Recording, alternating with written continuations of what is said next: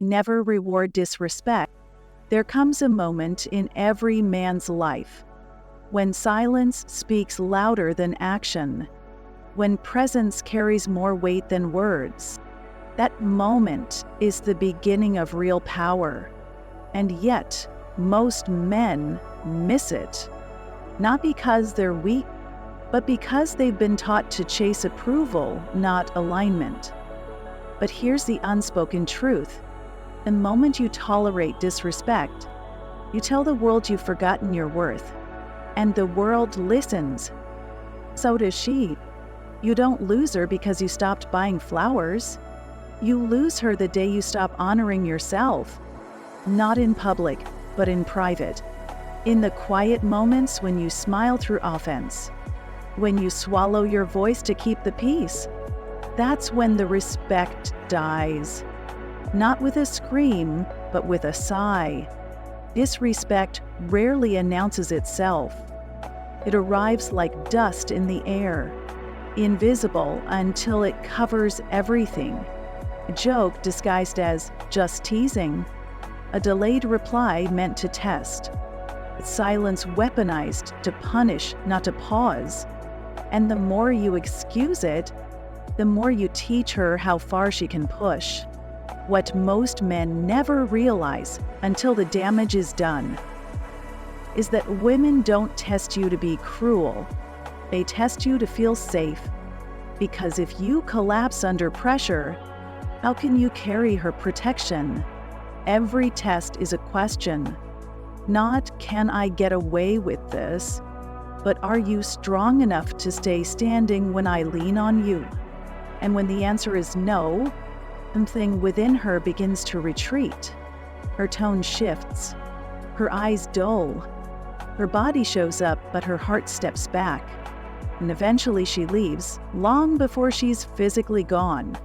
Emerson once wrote, "Self-trust is the first secret of success. Without it, love becomes fragile. Respect becomes performance. And intimacy becomes survival." So how do you rise again? Not with noise, not with vengeance, but with stillness, with standards, with self-command. You start by noticing, not what she says, but what she shows. The interruptions that silence your truth, the sarcasm that chips away at your dreams, the emotional games wrapped in, "You're just insecure." Each moment small, each moment real, and together they become a pattern.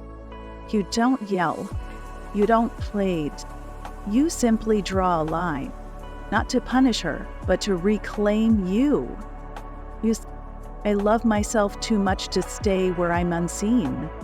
And if she crosses it, you walk with dignity, with peace, with clarity, because the man who stays after being disrespected doesn't win her love.